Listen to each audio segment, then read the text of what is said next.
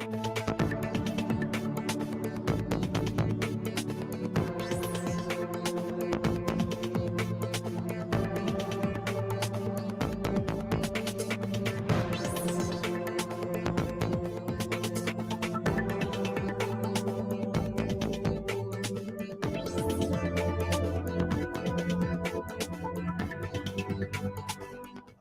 who are joining us via our social media platforms. I want to start by expressing SEDIMA's solidarity with the government and the people of the SEDIMA participating states who have been severely impacted by Hurricane Beryl, and also to share our thoughts and prayers with the SEDIMA states which are currently under threat, specifically Jamaica, the Cayman Islands, and of course, Haiti and potentially Belize. So, to give a bit of a background, what is now a Category 4 Hurricane Beryl, which is headed for Jamaica, started as a tropical disturbance last Saturday on June the 28th and quickly developed into a major hurricane by Saturday night and into Monday morning. Initially, there was a threat to the participating states of Barbados, Dominica, Grenada, St. Lucia, Trinidad and Tobago, and St. Vincent and the Grenadines, six of the SEDIMA participating states. As at July 2, yesterday evening, we can confirm that there has been some impact in Barbados, St. Lucia, minimal impacts for Dominica, but it is very clear that it was the Grenadines of St. Vincent, particularly Canouan, Meru, and Union Island, as well as the Grenadines of Grenada, Carriacou, and Petite Martinique, which bore the brunt of Hurricane Beryl. Beryl, as you know, following its traversing of the Eastern Caribbean chain, intensified to a Category 5 hurricane, and at this time it is forecast to impact Jamaica. In fact, it is impacting Jamaica at this time as a Category 4 system with some potential impact on the southern coast of Haiti and potentially later today in the Cayman Islands as well. So I want to provide you with information on the country status, and I must emphasize that assessments in all participating states are still ongoing. So this is very much an initial, very preliminary picture of what has happened. With respect to Barbados, we are aware that initial damage reports include over 40 homes being damaged, with numbers expected to rise as the damage assessment continues. We have also confirmed significant damage to the fishing sector, as well as coastal infrastructure, particularly along the south coast of the island. It is reported that over 200 boats were damaged, and there were partial road obstructions due to debris as well as fallen trees. The damage assessments, of course, will give us a full understanding of the extent of the impact and will also guide recovery. With respect to St. Lucia, significant damage was experienced in the southern section of St. Lucia, specifically in the area of Soufriere, along the waterfront, and there were also reports of landslides as well as fallen trees. And St. Lucia has mobilized, as Barbados, its internal resources to treat the impact so far. With respect to Tobago, there were reports of damage across the Twin Island state of Trinidad and Tobago, reports of power outages as well as water disruption on Tobago, and temporary blocked roadways on both islands. Dominica indicated that there was minimal damage. So at this time, we, of course, are awaiting the details of the damage assessment from those participating states. So let us look more specifically at St. Vincent and the Grenadines at the preliminary assessments. And I will look at these island by island. So, with respect to Canwan, which has a total population of approximately 12,600 persons, we know that 100% of that population was affected. There is an estimated 90% of the houses that were damaged, either extensively or destroyed. The police station in Charlestown is also known to have lost its roof. In terms of access, the runway has been cleared, and we've confirmed through an aerial recce that the surface of that runway is intact and it is usable. With respect to Union Island, which has a total population of 3,000, the full population was also affected by Beryl. There's been extensive damage to the island. An estimated 98% of the buildings, including houses, the airport building, have been badly damaged or destroyed. The control tower of the airport was also destroyed, and the hospital roof was also destroyed. The power plant at building on Union Island has received significant damage, and approximately 30% of the solar photovoltaic panels at the solar farm have also been damaged or destroyed. We are aware through indications from the Honorable Prime Minister that facility is being made for those persons who wish to do so to be evacuated using the fast ferry. With respect to Meru, the total population of approximately 300 persons was also affected. 90% of the housing stock and buildings have been damaged or destroyed. Palm Island, the resort on Palm Island has been significantly damaged, and the desalination plant has also been significantly damaged. Beckway has reported fared somewhat better. Initial estimates are about 10% of the houses and buildings suffering roof damage.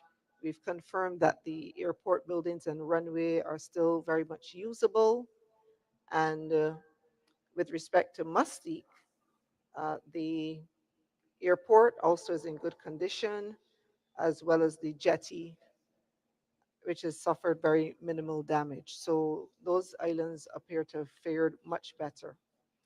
With respect to Petit Martinique, there's an estimated 80% of the houses and buildings on that island which were extensively damaged or destroyed. So, colleagues, the overall picture with respect to the Grenadine Islands is quite significant, severe, and of course, the focus at this time is on the population, which has been significantly impacted. They're also exposed, so there are considerations related to urgent shelter for those persons. With respect to Grenada, there have been reports of damage in the north of Grenada that is being assessed. Carriacou, one of the Grenadine Islands, with a population of approximately 6,081. The total population has also been affected, so shelter is a significant consideration here as well.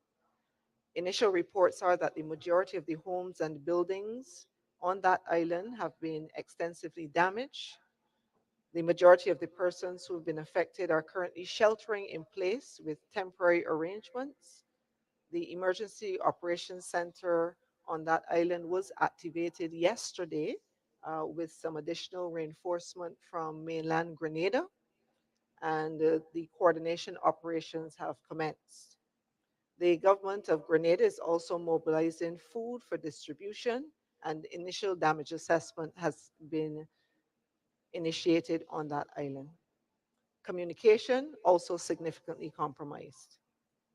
With respect to Petit Martinique, with a population of estimated 900 persons, the full population has also been affected.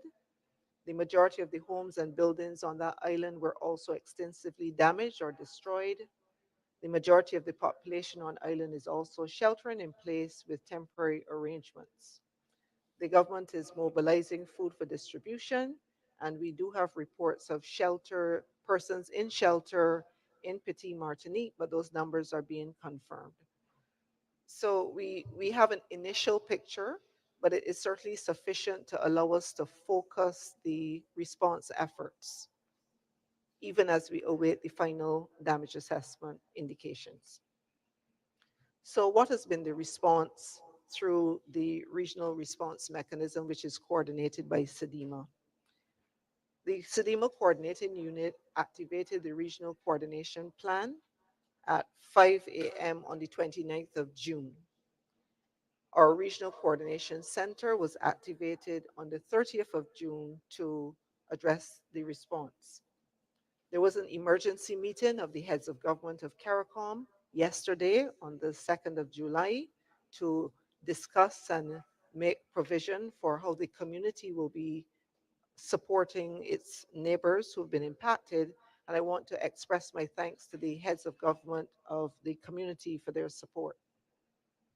With respect to regional coordination, SEDEMA has convened to date 4 meetings of the Caribbean Development Partner Group, which pulls together our participating states, CARICOM regional institutions, as well as UN organizations and other private sector, non-governmental, as well as civil society organizations to support a coordinated response.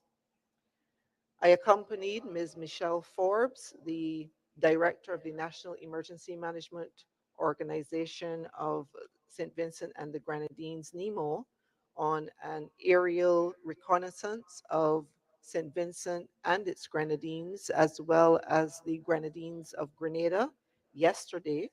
This mission was facilitated by the Regional Security System, and we want to thank the RSS for its continued support. The mission did provide a comprehensive view of the status with respect to the housing as well as buildings on islands and critical facilities, and allowing us to really prioritize how we would task the regional response teams which would be supporting. And I'll say a little bit more about that shortly. We have activated within the Regional Coordination Center a number of thematic groups, including the Relief and Logistics Thematic Group. And this group, co-chaired by SEDEMA and the World Food Programme, are in the process of establishing a relief transshipment hub at Shed 1 of the Barbados port. A site visit was conducted, and we expect to commence those operations later today. We want to thank the World Food Programme for activating their arrangements with Massey Distribution, and we will be undertaking the packaging of food items to be distributed to families containing ready to eat foods given the situation on the ground. And both St. Vincent and the Grenadines and Grenada will benefit from this. We also want to thank the operators who have indicated a pledge of support to the hub, which include the Barbados Red Cross, the Rotary International, as well as the Duke of Edinburgh Award Scheme. We want to thank them for their support. With respect to emergency telecommunications, we have deployed a CARICOM emergency telecommunications team to St. Vincent and the Grenadines with telecommunications supplies, which include mobile communication systems comprising laptops, power supplies, Starlink satellite internet service, as well as solar power generators so that these can function independently. And a similar deployment will be made to Grenada to support its Grenadines. A rapid needs assessment team was deployed to St. Vincent and the Grenadines yesterday, and this was facilitated via the Guyana Defense Force Air Wing, and we want to express thanks to them and also to the regional security system for facilitation of that movement. The members of that rapid needs assessment team are very diverse, and I will try to highlight as I go through the various entities providing support in just a short while. We have also had significant support by the participating states of the SEDEMA system, and we want to thank the national disaster coordinators of all of our participating states for rallying around their colleagues at this time. Antigua and Barbuda, in particular, has provided coordination of support out of Antigua. They have also provided a suite of relief items, ice, water, human resources in the form of search and rescue and security contingents, supporting the RSS efforts in that regard. They've supported the CARICOM disaster relief unit team, as well as other response personnel. The government of Barbados has facilitated through the access to the Bridgetown port for the purposes of the transshipment hub, and also provided human resources to the rapid needs assessment team. We want to thank the Coastal Zone Management Unit in that regard. The government of Guyana, in addition to providing 2 flights yesterday with relief items, provided air transport for the relief teams, 500 cots, 500 tarpaulins, as well as a quantity of plastic sheeting and medical support are also pledged, and arrangements are being made for the delivery of those items. The government of St. Kitts and Nevis has also provided relief items, supported the security contingent, the CARICOM Disaster Relief Unit membership, and have also offered additional technical support personnel.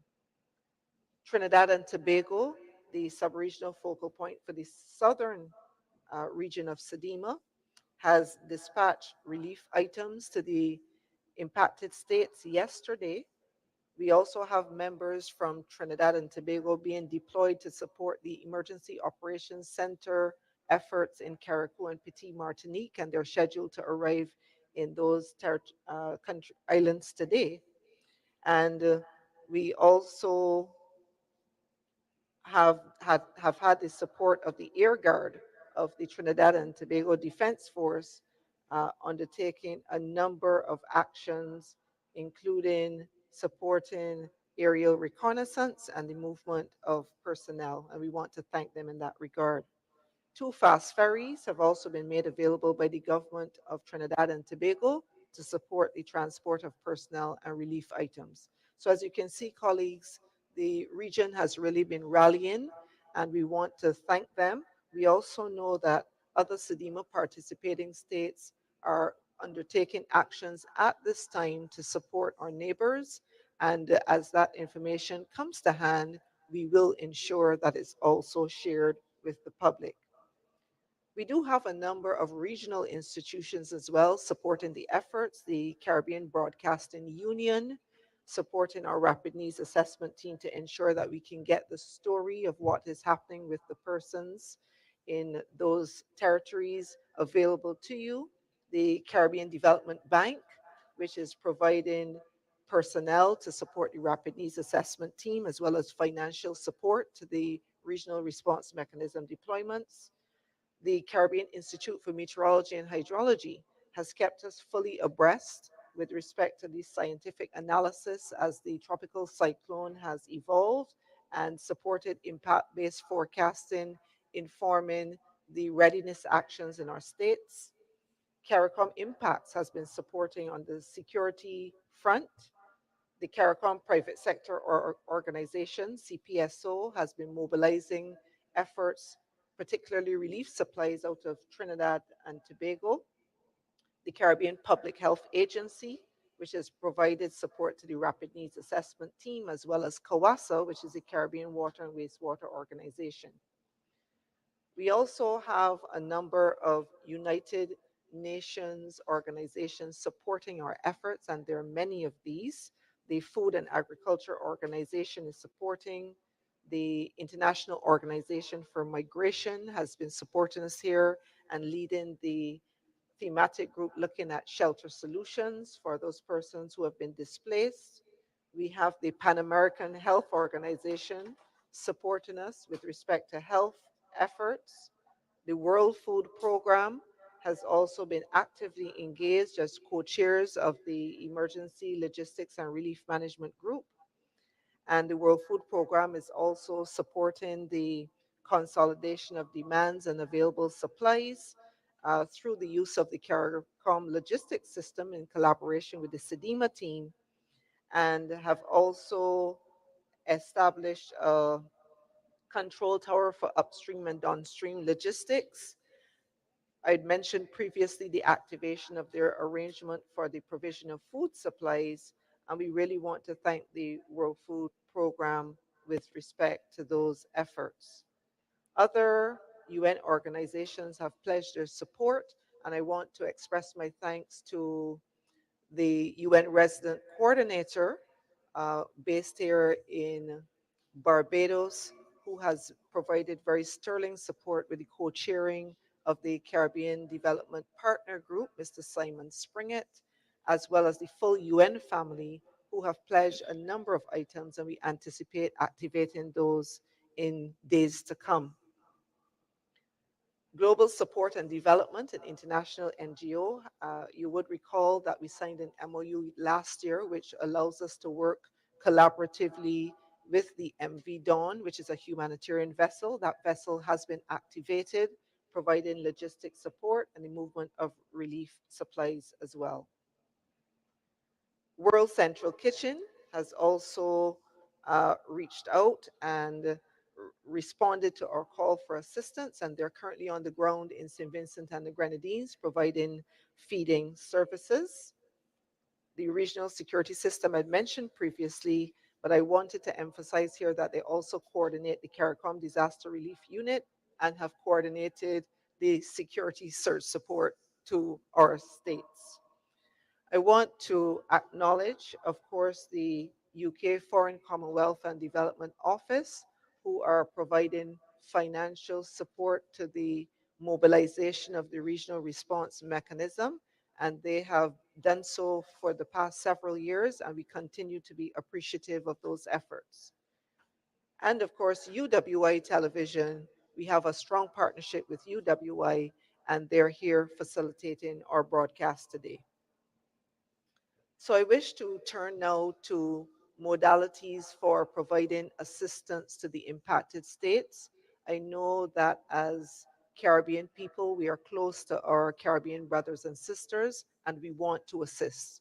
It is important that we do so in a highly coordinated way so that we are as efficient as possible and bring in really the best of the region to support our neighbors at a very difficult time. So, with respect to St. Vincent and the Grenadines, we have received guidance from the government for an express preference for cash donations. Cash donations, I want to emphasize this. The account details are available to you, and I believe we will be showing those on screen sometime during the press conference, but we will also make these available via the SEDEMA social media sites as well as our website, and distribute through the islands through the channels of our National Emergency Management Coordinators. So just repeating, for St. Vincent and the Grenadines, the government has expressed a preference for cash donations. They are mindful that there are items that are currently on the way, and of course, these will be accepted. And we understand that any of those donations that are on the way would have been in alignment with any needs lists that had been previously prepared and circulated, and also would have been notified to the National Emergency Operations Center so that we can ensure coordination. But remember, preferred cash donations for St. Vincent and the Grenadines. With respect to the government of Grenada, they have advised that they will accept cash contributions, and they will be publishing the bank account information where these cash donations can be placed as soon as we have that information available at the coordinating unit. Similarly, we will be publishing it on our social media sites and also on our websites, and distributing through our participating states via our national emergency management coordinators as well. In addition, the government of Grenada has advised that a needs list has been published. We understand it was published this morning, and that the government will be accepting contributions based on items in the needs list only. And I wish to emphasize this. It is very important that if you are providing support to the government of Grenada, it must be with respect to items that appear on the needs list. Now, across the SEDEMA participating states, as you know, we work as a system. So, our national emergency management coordinators in each of the SEDEMA participating states will be the focal points for facilitation and coordination of any relief items which are to be sent for the government of Grenada. So you must liaise with them. Remember that we have logistical arrangements in place to support, which include our private sector partners of Tropical Shipping and King Ocean, which is another shipping facilitation within the region. But to access these arrangements, you must coordinate with the National Emergency Management Offices. And this allows us to keep a very clear perspective on what relief items will be coming from any of the SEDEMA participating states and also the facilitation of the logistics. And I want to repeat again, only items on the needs list will be accepted and only items on the needs list will be shipped. So please bear this in mind. Thank you for your attention. This brings me to the end of the briefing. I am available to take your questions. And so back over to you, Keith. Thank you very much, Edie, for that comprehensive update as it relates to the islands of St. Vincent and the Grenadines and Grenada and the other islands who've been impacted by Hurricane Beryl. At this time, we are going to open the floor to the media across the region. All we ask is that you state your name and agency before you ask your question so that we can directly speak to you. I do see a Ryan Davis. Ryan, you can start with your question. To be Ryan Hamilton Davis, Trinidad Newsday. Can you hear me? You're a little muffled, but we can Hear hear me you. now? We're hearing you. Go ahead with the Okay. question, and we'll see if we can make out what you're Yeah. saying. First question is is Kadiva able to confirm the death toll? Uh, for for so far, we've been hearing different reports concerning deaths between 6 and 8.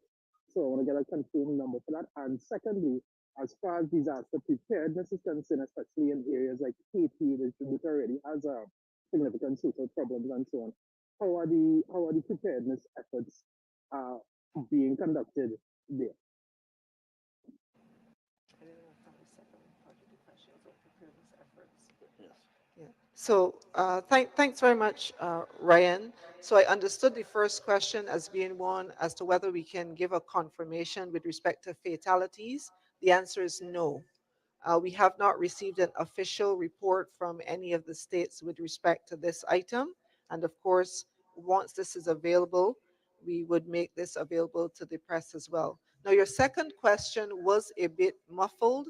I understood you were asking about preparedness actions, but could you repeat for me? Um, Sorry about that. Preparedness actions, Or if you can't repeat, Ryan, in can you particular just for place it? cases. If you may, I, you can place it. You can place a text in the Zoom, and we'll okay, try to get the very question very good. answered for you. I will send it via text. Thank you. Thank you very much. I see Jay. You can go ahead with your question. Just indicate your name and agency. Jay. Hi, hi, good morning, Keith. Good morning, Miss Good Riley. morning. I have one question. Speaking What specifically, which agency are you with? Which sorry, agency are you with? German Abel here, SK Vibes, WinFM. Quick question though. In terms of medical facilities and so forth, where are we with that in terms of St. Vincent and the Grenadines? Because from my recollection, they were stating that the hospital or so forth was actually damaged. Can you address that specifically? Thanks. Yes, thank you. At this time, we have not had any requests from either of the states for surge support on the medical side. Please bear in mind that even though there were impacts to Grenada as well as to St. Vincent, that both of these islands are still operational. The capitals are very much operational. So the hospitals, medical arrangements on the main islands are still intact. We do know that there were medical personnel deployed from Grenada into the impact zone of Carriacou and Petit Martinique yesterday morning. But at this time, we have no specific requests for augmentation of the national level medical capabilities. Thank you, Jay, for your question. Dennis Chabral from Guyana, please go ahead Yes. with your question. Good day, Dennis Shabral, Caribbean News Desk and Demerara Waves. Can you say what preparations are currently being made at this moment to respond to the situations in Jamaica and the Cayman Islands? And secondly, why, after so many decades of preparedness, SEDEMA and its previous organization have not found a way to ensure that there are adequate, secure telecommunications facilities to deal with situations like these? Here it is in 2024, we're seeing islands cut off from the rest of the Caribbean and the world because telecommunication systems have gone down. Why haven't you tried to fix this so immediately after the storm passes, you've got facilities that can be erected and communication started? Mhm. Thank you very much, Dennis, for your question. So, with respect to the preparedness actions for Jamaica and the Cayman Islands, so we have activated our regional response mechanism and it is on standby to support Jamaica. We were in discussions with Jamaica on the operational scenario that they were anticipating, including looking at matters of potential population to be affected, etc. So the arrangements are on standby, including the CARICOM Disaster Relief Unit that's there.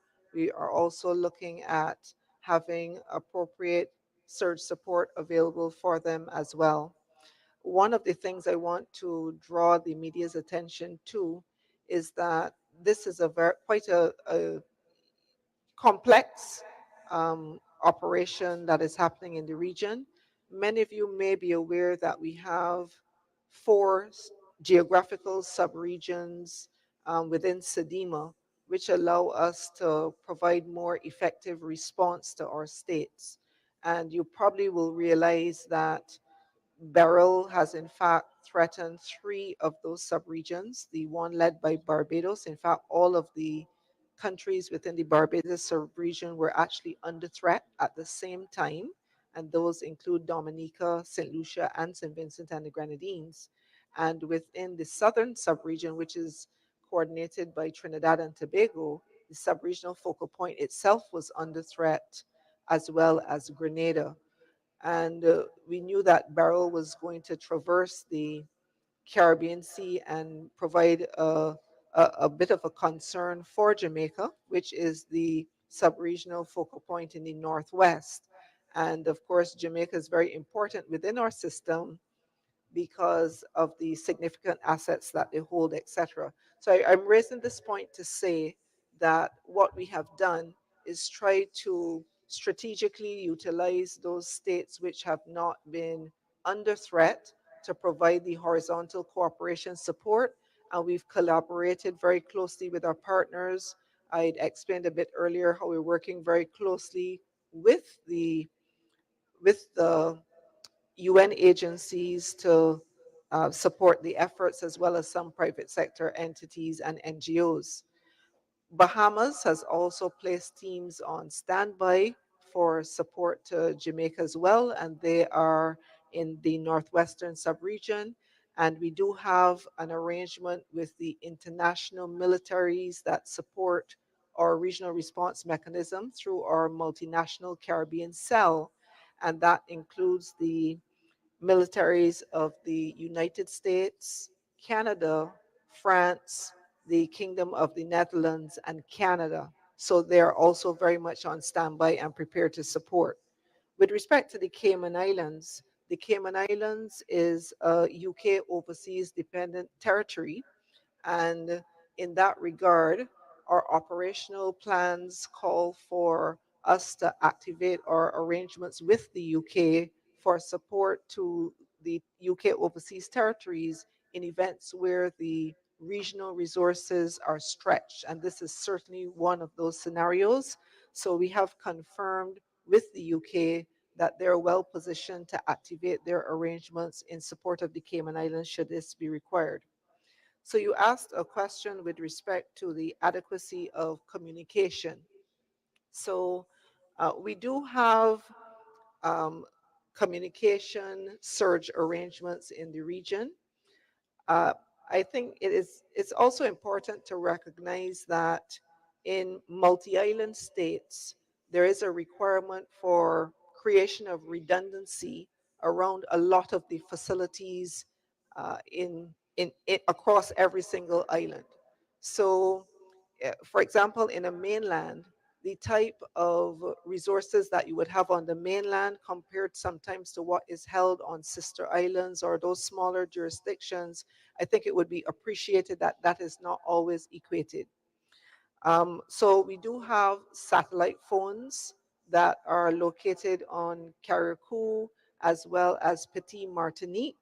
So once the system has had cleared, they were able to make contact. It is not unusual, and particularly during the impact of a major hurricane. And remember that when Beryl passed through, it was a major Category 4 system when it passed through the Grenadine Islands. So catastrophic destruction is associated with hurricanes of that particular strength.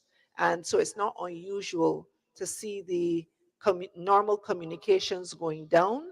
And usually we're able to use the satellite phones afterwards once we have some clearance with respect to the cloud cover.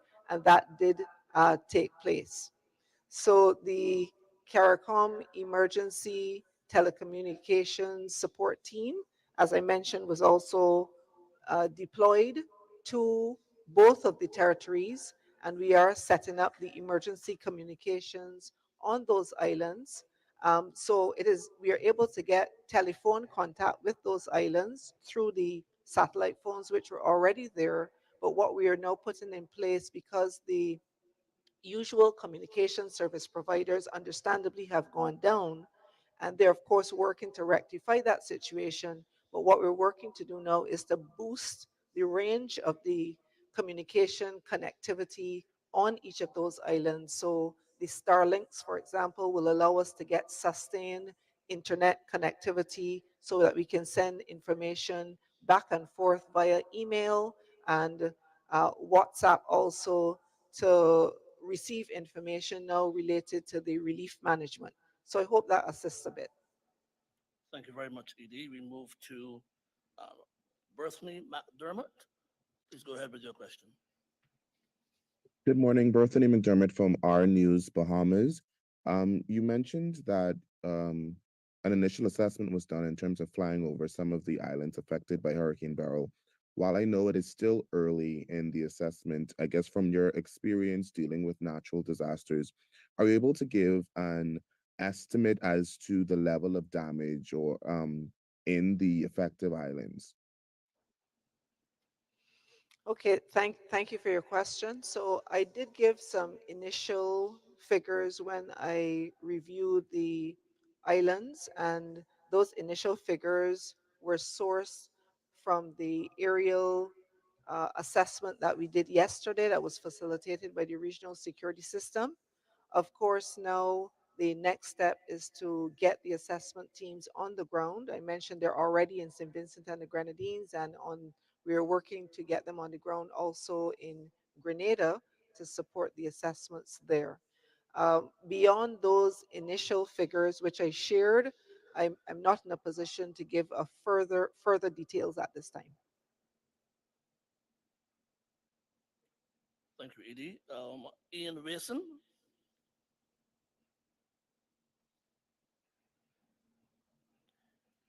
Hello, good morning. Good morning, Ian. Morning, Jesse Ramdale from CNC3 News.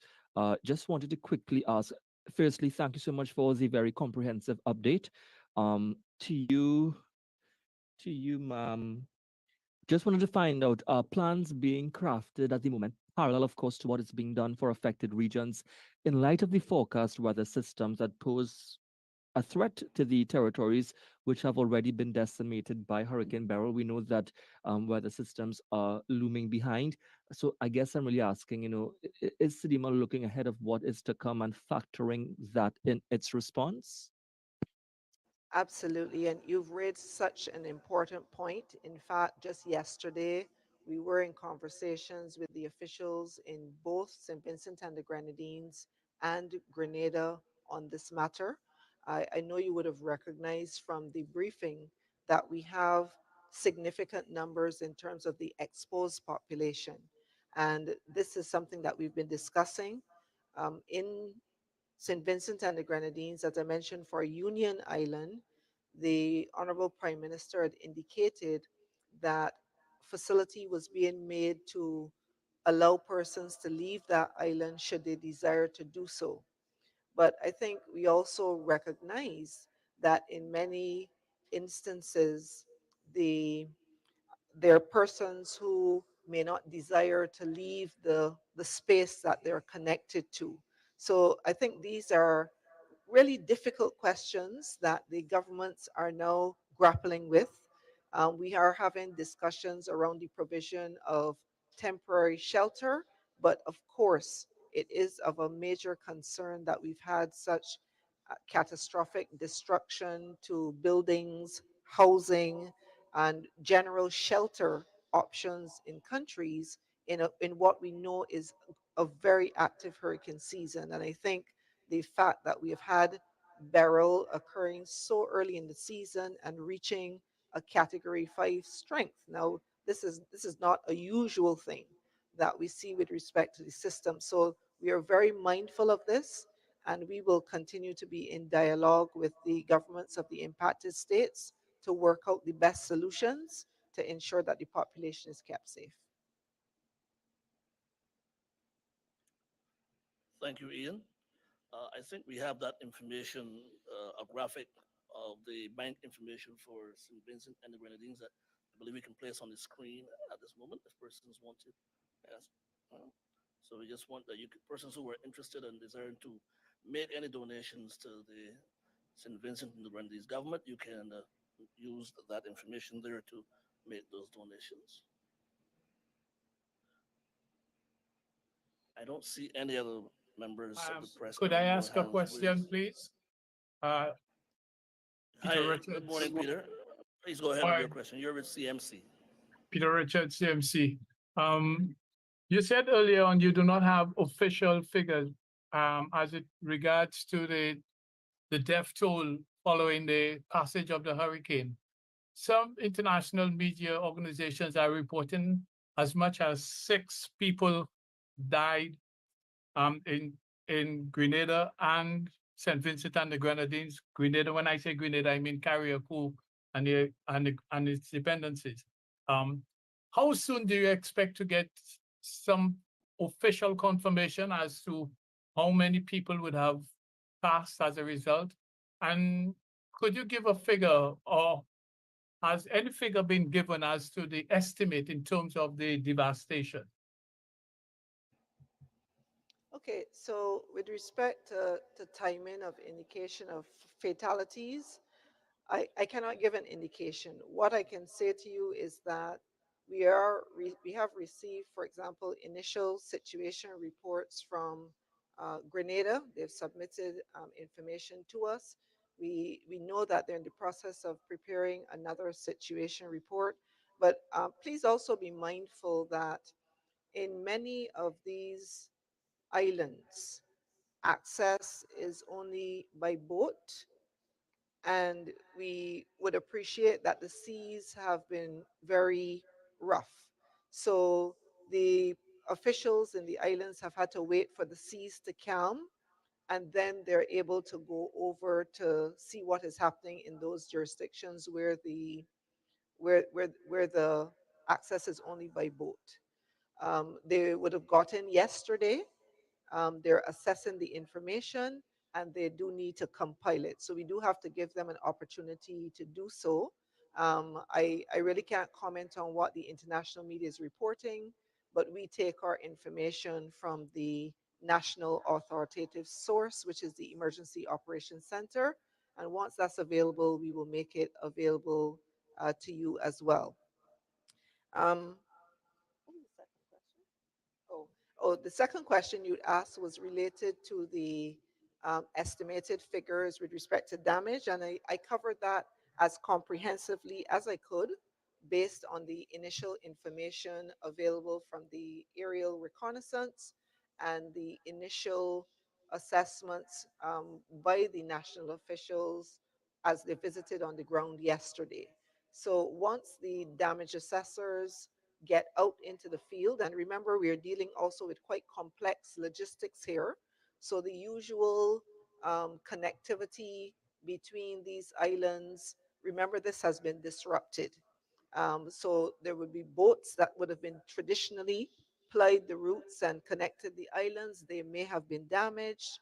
And whilst we work towards getting a more predictable bridging arrangement in place to connect via sea. And we're also trying to work on a connection via air as well. There is going to be very sort of sporadic logistics in terms of the connectivity between the islands. Of course, they're using the Coast Guard vessels that are available to facilitate movements, but there will be a lot of pressure on those Coast Guard vessels because there's requirements for movement of personnel to support as well as relief items which are required. Okay, it's Harlem Hope here if I can get in. Hey, Helen, good morning. Hi, good morning. Harlem Hope here with the Nation newspaper. Um, but maybe to press you a little bit, based on your experience of these hurricanes and what's not, can you say in any way, any sort of estimate of the, clearly we're looking at billions of dollars of damage. Can you say from your experience any estimate of what you perceive could be how many billions of dollars of damage could be done? They're looking at, for example, the Grenadines as well, both the Grenadines, St Vincent Grenadines and Grenada. Thanks for the question, Hallam. So I know you'll appreciate that, every emergency is very different and impact different jurisdictions as well. So it is difficult to use figures of damage and loss from a previous event and apply it to the current event. So I say that to say that we will have those figures only when the damage assessors have finished their initial assessments. And even in the short term, those will just be estimates. And of course, I anticipate that the governments will also be making decisions as to whether they would move forward with undertaking post disaster needs assessments. But those decisions lie within the purview of the governments, and the timing of the undertaking of the post-disaster needs assessments is usually within 6 to 8 weeks following the event. And that is really when you get a more detailed and accurate documentation of not only the damage and losses, but also estimates with respect to costs for recovery. So, given that we heard from both governments that they are seeking cash, the focus is on cash donations. To what extent would you say, or would you want to appeal to the global community for grant funding, assistance to these countries? We've seen Caracou virtually flattened. So that's one question. The other, of course, is would you agree and describe the impact of the system as having a catastrophic destruction in terms of the Grenadines? Would that be a fair comment from you? Okay, so I think, first of all, I want to just clarify on the messaging from the governments with respect to the preferred modes for support at this time. St. Vincent and the Grenadines has expressed a preference for cash. That has been very clear. They've also indicated that they're, of course, welcoming any relief that is already underway, but right now there's a preference for cash donations. And I think you will appreciate that commerce is still operational in mainland St. Vincent and on Grenada. St. George's, Kingstown, things are operating, stores are open. you're able to purchase items. So, one of the important considerations in any emergency is how do we ensure that we keep the economy of that country going in notwithstanding the situation. So, one of the first things we want to ascertain is can we do purchasing in country? And if the answer is yes, we move to cash contributions because we want to keep that economy going. And I think the reason for that would be understood by all. With respect to the government of Grenada, I just want to emphasize so that we have clarity on the message. The government of Grenada will accept cash contributions through a published bank account. And additionally, a needs list has been published, and the government will accept contributions based on items on that list. So I just want us to walk away with a common understanding of that. So, with respect to the question that you raised then about what I understand you to be asking me about matters of the financing of the recovery. So this is really a matter. Recovery is a matter that really sits within the purview of the countries themselves, and there will be arrangements from various entities in terms of what could potentially be on offer. I am aware that some of our regional partners, for example, the Caribbean Development Bank, has already indicated to us that they've started their reach outs to the governments of the states to have discussions around what type of facilities would be available to support. And I anticipate that they will be having similar discussions with other international financing organizations as well. So my question is, would you say, I mean, I've heard the media talk about devastation and all that sort of thing, but would you say that from your perspective that the hurricane has had a devastating and catastrophic effect on these Grenadine islands? Would that be correct to say so? You're saying such? I would say, yeah, Hallam, I do apologize. I did miss that last part of your question. So the word catastrophic impact cannot be used as a broad brush. I think you have to look individually at the specific islands and the damage that was sustained at the level of the individual Grenadine islands. So, with respect to Carriacou and Petit Martinique, that that descriptor could be given based on what we saw when we flew over. Also, it could be applied to Union Island, certainly for the St. Vincent Grenadines. From the flyover, it was clear that Union was the worst damage of all of the Grenadine Islands, but then you had very extensive impacts on Meru and Canouan as well. And as I didn't describe, you realize that there was then less to a lesser extent damage on Mustique as well as Grenadine islands like Bequia. So I think it's very important in the media's reporting of the event that we really disaggregate the Grenadine Islands and ensure that in the reporting that we're very accurate with respect to which of the Grenadine Islands has sustained what type of damage. And I think this will be very important also for general communication in supporting the governments in the message that they are going to be bringing out around the damage as well. My Thank you final very much, question has Alan. to do, I have one last question, if possible. Go ahead, Alan. Alan. Yeah. You would have mentioned that the government of St. Vincent and Grenadines had indicated it is keen or is prepared for evacuation. I heard that general statement about evacuation of people. Can you at this stage give any sort of details on that? Like, where would people be evacuated and how would they be evacuated? Any details on that? Thanks. My final question. Okay, so I don't know if we would apply a blanket term of evacuation, and I was trying to be careful in my phrasing because what was indicated by the Prime Minister is that provision is being made for persons who have a preference to leave Union Island to do so. And a fast ferry was made available when we flew over yesterday. In fact, the fast ferry was in port, and I did see persons lined up along the jetty, and I can only imagine, I can't say definitively, that they were about to board to leave. So there's been no conversation around mass evacuation of the islands at this time. There has been provision by the government of St. Vincent and the Grenadines to allow persons from Union Island who may wish to do so to move over to mainland St. Vincent. So I want to make sure that that language and messaging is very clear, because we want to ensure to be consistent with the indications of the Honorable Prime Minister. Thank you so Hi, much, Helen, for your good question. morning. Chassis Hi. Gonzalez, Trinidad Express newspaper.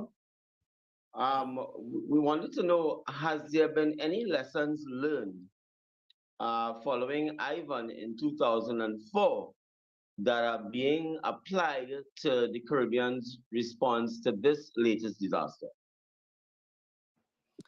I would say absolutely. You know, Ivan was one of the experiences that we had, which really taught us as a regional system that we had to plan more robustly for multi country impacts in the Caribbean. And in fact, many things were born out of Ivan, including the expansion of the capabilities of our response teams. For example, the CARICOM Disaster Relief Unit, we had a full relook at that and deepened the capability. We have also invested in additional training of human resources across our states to support operations within emergency operations centers, damage assessment. We've also learned the importance of really working with partners, for example, the Caribbean Association of Fire Chiefs, who now play a very strong leading role in the coordination of any matters related to search and rescue. And you probably are also aware that the Caribbean Catastrophe Risk Insurance Facility, which is now the CRIF SPC, was born out of the Ivan experience. So there have been many lessons that have been learned, and we've sought to integrate them into the way that we are facilitating the responses for our states. I think the question of resilience, though, really continues to be at the forefront, and the real vulnerability of our region as it relates to climate change. You know, this is really coming to the fore. You would realize that this year we have had the warmest uh, ocean temperatures on record.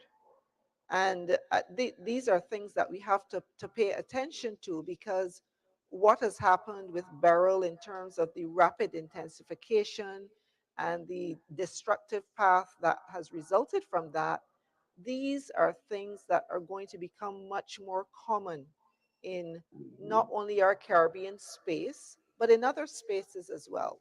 And we have to remember that climate change is not only affecting the severity and intensity of the cyclones, but on the broader hydrometeorological side, we are seeing things like excess heat.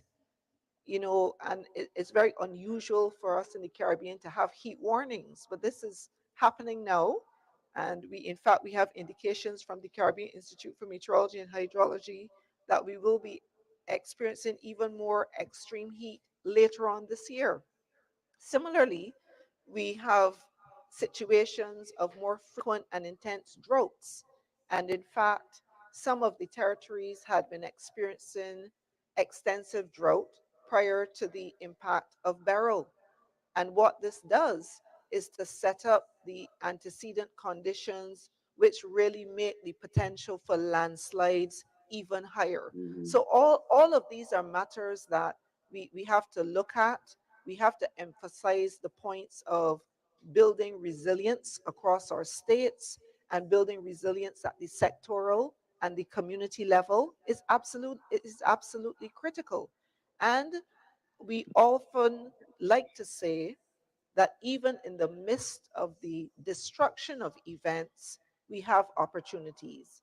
And the opportunity is certainly here to push for resilient recovery.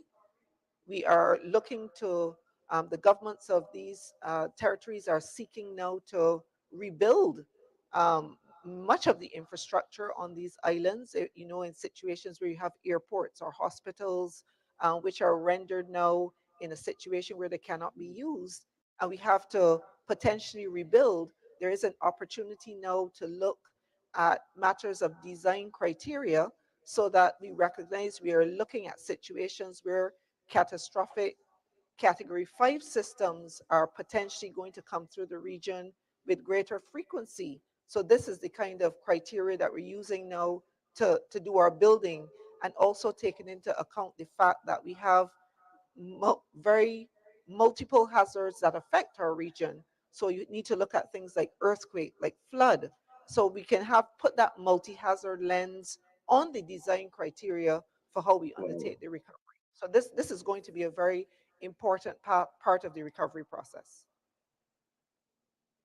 Is the CDEMA informing CARICOM that we need to build that resilience now or continue building that resilience because things are about to get worse? Is that what is going on? Well, SEDIMA is CARICOM. Yeah. We are part of the CARICOM family. We are the arm that deals with matters related to disaster risk management. We do a lot of work under our programming with our states. In fact, we have just completed work in collaboration with the Caribbean Development Bank, OECS, and the CARICOM organization, CARICOM Regional Organizations for Standards and Quality, CROSSQ, on revising a code of practice for strengthening small residential construction. And this code allows for cost effective construction of homes which are resilient to category 5 hurricane winds as well as earthquakes, Richter 7, 7 on the Richter scale. So even though of course, you may see and speak to SEDIMA a lot around events, behind the scenes, as a regular part of our resilience building, this is what we do. And we are promoting these products. We're working with CANTA, the regional association for training. We've integrated the code of practice into the CVQs, the CARICOM vocational qualifications, and it is now being integrated into the training regimes of post-secondary institutions across the region. So Okay. these are things that are ongoing and will continue to be a part of SEDIMA's work. And of course, we have a voice, and we use that voice to advocate at the political level for the uptake of this type of work at a more rapid pace. Thank you very much, Mr. Gonzalez. Edie, we have one question from Ryan Davis, the very first question. He says, in terms of disaster preparedness, especially in places like Haiti with significant social issues prior to Hurricane Beryl, how are preparedness plans working there? Okay, so the Haiti situation is a complex one because, you know, the effective approaches and um, even arrangements for support to Haiti are complicated by issues around conflict. And I think members of the media are well aware of the situation which has evolved in Haiti and continues to evolve. Of course, this is a matter that SEDIMA is very much keeping its eye on, because we know that humanitarian action, for it to take place effectively, it has to take place in safe spaces. What I can tell you is that the efforts of our colleagues at the Civil Protection Department in Haiti have been constrained by the realities of the conflict situation. So usual preparedness actions such as going out into the communities and ensuring that the public awareness programs are happening in that effective way where you're free to move around and interact with the communities. I think we're all very aware that this is not the current situation in Haiti. So the office there continues to do its work, but in a very constraining environment. So if you ask me if they are operating in the way they normally do with respect to preparedness actions, the answer is no. But what I can say is that they're doing the best that they can in the circumstances. Thank you very much, Edie. Any more? I don't see any more raised hands. There is a raised hand. Hello. Good Yes, morning. I have a hi, question. Dennis. Please go ahead with your question. Okay, so quickly, Miss Riley, just wanted to find out from you as the executive director of SEDIMA, are you satisfied with the regional response so far, and is there anything that you would like to perhaps see improved or worked on? Well, I have to start by putting the response into context, and I will just revert to what I mentioned a little bit earlier. So we had a situation where three of our subregions were under threat and multiple jurisdictions in those three subregions. We've now had significant impacts of two of those subregions, with Beryl currently impacting our subregional focal point in Jamaica. So in terms of satisfaction, I would say that we have done the best that we could do in a constraining situation.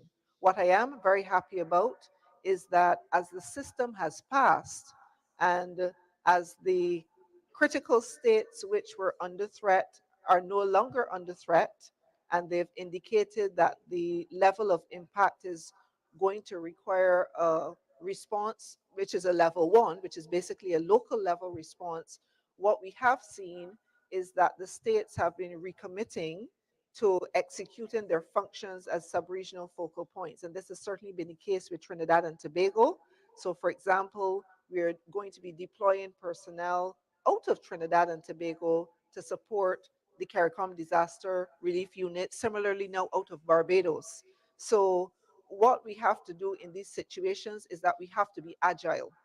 So I'm very pleased that the states that were not under threat at all, they did their best to make sure that we could put personnel on the ground, and we were able to provide responses within 24 hours of the all clear. And this is one of the aims that we have as a regional response mechanism. We were able to effect that. So I really want to thank the teams that have been working with us. I want to congratulate them. And I also want to acknowledge the staff of the coordinating unit, because we have been working nonstop now for several days, and the team has been doing a tremendous job. I want to also acknowledge the work of our partners, how they have jumped into the situation. We are coordinating well with them, and I really appreciate that level of commitment of the partners. The UN has been tremendous in really demonstrating that commitment to the regional arrangements that we have here in the Caribbean and making them work. Our entities on the security side, we had done some prior planning, of course, as we always do, because as you know, these situations, we have to anticipate potential deterioration of law and order. We've been able to get the additional security personnel on the ground. They're arriving this morning to augment national level security. So, and we have had no breakdowns of law and order that have been reported to me thus far. And as such, I'm quite satisfied with how things are going. The first of the relief efforts have already started reaching the ground. You know the logistical constraints that I've explained, but we are working through those. The relief is reaching persons, but it's going to be slow because we are dealing with just managing the logistics and making sure that we can put the consistency in the logistics arrangements that is being done. So, in talking to the National Emergency Management Coordinators so far, they are satisfied so far with the support that we've been able to give and how we are reinforcing that support as the days go by. Thank you very much, Executive Director Riley. Uh, Members of the media, I want to thank you so much for I your have a patience. I know question. over the last few days. Is there a Yes. question there from Dennis? Do you have a question? Yes, I just wanted to get it clear. I know it's early days yet for the hurricane season. Really and truly, in light of what is happening in Haiti, is SEDIMA prepared to coordinate with authorities in Haiti to respond to the disaster? And secondly, if you'll permit, Ms. Riley, I know you have your official mechanisms in place that you have to abide by your procedures, but in future, we like to see at least some preliminary information coming out from SEDEMI, so at least we get a fairly early, accurate picture of what is happening rather than waiting 2 to 3 days after. Okay, so, let me address that one directly. So, one of the things that we have to recognize is that even though the system was moving quickly, it was quite a big system. And we have to allow the system to clear the area. It's very important because one of the first rules with respect to humanitarian assistance is that you need to ensure the safety of those persons delivering the humanitarian assistance. We also had a situation where the Grenadine Islands, we have to look at the logistics and access to those islands. So some of them have airstrips, some of them, the airstrips are very short. So this means that certain size aircraft cannot land there. It is restricted to very, very small aircraft. In addition, I'd mentioned that some of those islands you can only access by boat. You can only access by boat. What happens to the seas when you have a category 4, any catastrophic level system coming through, is that you get significant disturbance of the seas. So you would note, for example, that the meteorological services would put out marine craft advisories, advising persons not to venture out to sea until the seas have actually calmed. And sometimes it can take 12 to 15 hours for seas to calm. So we provide the information to you as quickly as we can, but it is also important to recognize that we can only provide information to you that we're able to obtain, and we can only obtain that information if we're able to get into the spaces that have been impacted. So I fully appreciate the appetite of the media for getting the information as quickly as possible. And at Sedima, we have that appetite too, because information powers the work of the regional response mechanism. It is how we make the decisions as to what individual countries may or may not require and the timing with which that takes place. So the desire for timely information, it is absolutely all around. We do have to recognize the particular scenario that we are working with here, and we are working to make sure we can get the information to you as quickly as possible. We'd had a discussion yesterday because the national authorities were just getting to go in yesterday. We were not going to get information back until late yesterday evening when they returned, which we did.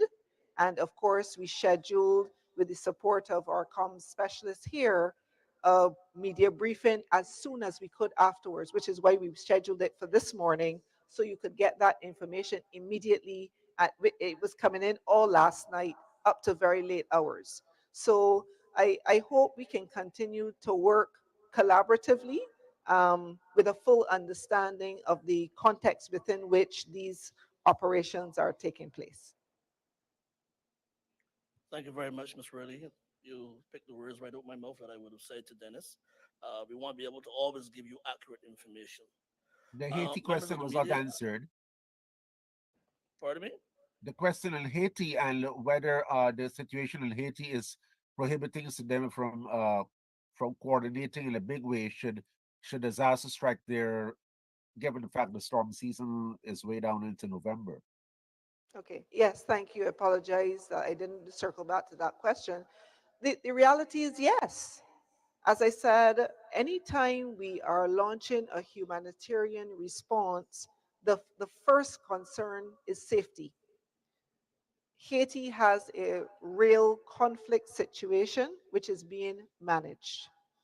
So at this time, we would have to really have very deep conversations with our colleagues in Haiti to understand the situation on the ground, and we would need to be able to guarantee the safety of personnel who could be deployed into Haiti. And I think we have to accept that the situation there is difficult. We understand that the leadership that is currently in place is doing its best to bring some level of, I don't know if to say normalcy or right sizing, what might be the best word to use there, but they're trying to address a difficult situation.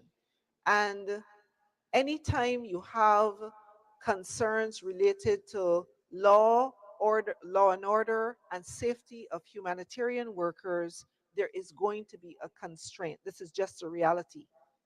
But what I would say is that to the extent possible, if something should happen in Haiti, we would do our best. But at the forefront always is that we have to ensure the safety. We have to ensure the safety of the humanitarian workers. Any further questions, Dennis? No, thank you. That's okay. Okay. Thank you very much, everybody, members of the media across the region. Thank you for your questions and thank you for being so patient. Uh, as indicated by our executive director, as information increases, as we get more information, we'll be able to keep you updated. We do have a WhatsApp group with members of the media from across the region, and we're able to keep you updated. The information right now at this stage is still slim, but we certainly will keep you informed as to when we have more information to share with the members of the media and the public. I want to thank Ms. Briley for being so accessible and making herself available to update the region. And I just want to remind you of the information regarding the needs list in Grenada.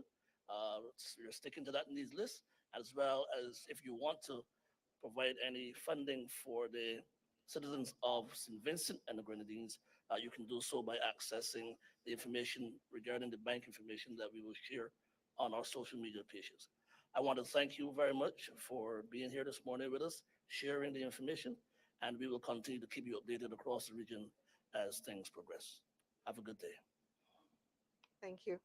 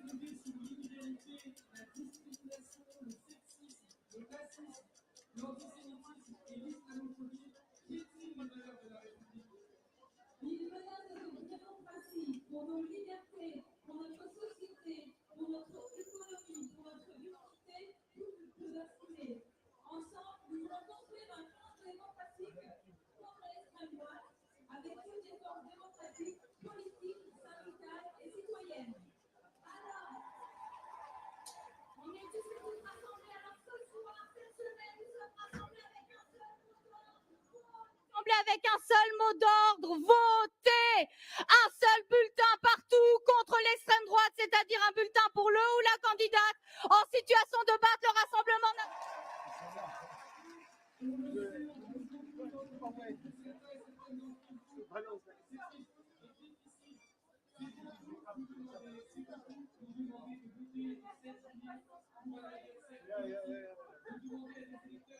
politique, de demander à des électeurs et des électrices de droite de voter pour quelqu'un du Front populaire, de demander à des sympathisantes et sympathisants du Front populaire de soutenir quelqu'un de droite ou du centre, c'est difficile. Mais ce soir, ce que nous voulons dire, c'est que nous ne confondons pas nos adversaires et nos ennemis. Voter est un acte indispensable si nous voulons sauver notre capacité à vivre en société pluraliste, démocratique, qui ne soit pas emportée par la guerre de tous contre tous. Un acte indispensable si nous voulons préserver la République, sa vitalité, ses débats et ses confrontations démocratiques. Dans les circonscriptions où plusieurs candidats se sont maintenus contre le Rassemblement national, on risque de faire des candidats de l'extrême droite qui mettent en danger notre République. Alors nous avons besoin de vous pour faire pression sur elles et eux. Vous avez entendu hier jusqu'à 18h, nous avons aussi proposé des candidatures, mais en fait, ce n'est pas tout à fait candidature, mais en fait, ça n'est pas tout à fait exact. Il est possible pour certains et certaines de ne pas envoyer leur bulletin dans les bureaux de vote ce dimanche. Et cela, ça dépend de vous. Si vous connaissez des gens, si vous venez de Lyon avec Florence Loury, de Seine-Maritime avec Sébastien Jumel, de Calvados avec Arthur Delaporte, de l'Oise avec Amadouka et de partout ailleurs en France, faites pression, il n'est pas trop tard, ils doivent retirer leur candidature au second tour.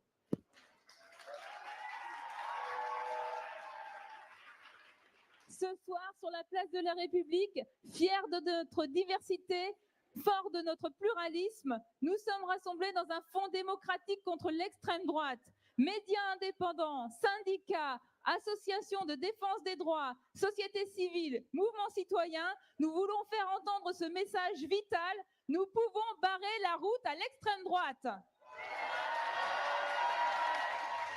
Et nous voulons tout spécialement saluer toutes celles et ceux qui, depuis quelques jours ou quelques semaines, se mobilisent par tous les moyens pour faire gagner les forces démocratiques. Nous connaissons votre engagement, votre courage et votre force. Nous invitons toutes celles et ceux qui se reconnaissent dans ce combat à rejoindre les organisations que nous allons vous présenter là toute la soirée, mais aussi aller voir les stands là que vous voyez. Il y a tous les médias, les syndicats, les assos. Allez les voir, allez leur faire un coucou pour que cet événement soit un haut-parleur, un catalyseur, un amplificateur de toutes les mobilisations actuelles. Nous allons, au programme, nous avons des prises de parole, de personnalités, de personnes en lutte, d'organisations, de syndicats, de médias indépendants, mais nous avons aussi une programmation artistique avec plein de groupes de musique. Vous allez voir, c'est extrêmement impressionnant et ça va être en alternance avec des petites pastilles. Alors, on va vous dire qui y a comme intervenant, intervenante et comme artiste. La liste est longue. On a d'abord Julia Cagé, Yamina Saeb, Michel Ray et Costa Gavras, Patrick Boucheron, Annie Ernaux, Rokhaya Diallo, Dominique Sopo, Pierre Rosan Vallon, Jacques Toubon, Cyril Dion et Claire Nouvian, Anne Roumanoff, Sarah Forever. Rai. Judith Godrèche. Nadège Bossondiane. Juliette Armanet. Aïssa Maïga. Swan Arlo. Et Agnès Jaoui. Et Josiane Balasco. Pour les artistes, on a eu déjà Étienne de Crécy. Et tout de suite après, il y aura Dieter. Ensuite, vous retrouverez Mauvais Œil. Voyou. Martin Luminet. Piche. Mélissa Lavo. Un grand plateau rap organisé par le média Grunt avec 6 artistes. Gauvin Serre. Sidi Wacho. Lulu Van Trapp. Le groupe Bagarre. Zao de Sagazan. Isia.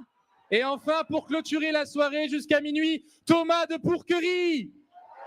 Et là, on commence tout de suite. Je vous demande d'accueillir avec un tonnerre d'applaudissements Dieter, reconnu pour sa musique pop, post-punk, pardon, et joyeuse, avec le trio de Rosa, Samuel, François, qui partagent avec le public une énergie communicative, des textes engagés et un amour pour la pop. Dieter.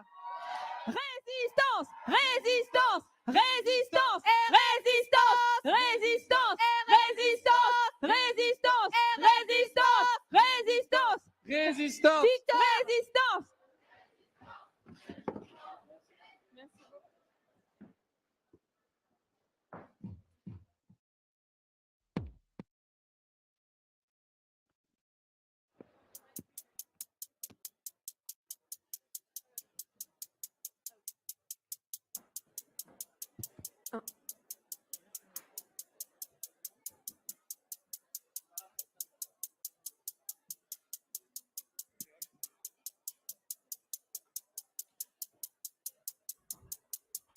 Salut Répu, comment ça va? On est Dieter. On est hyper heureuse et heureux d'être là et vous êtes absolument magnifiques. On est là pour vous donner du love. Il va en falloir beaucoup pour ce week-end. Je veux vous entendre.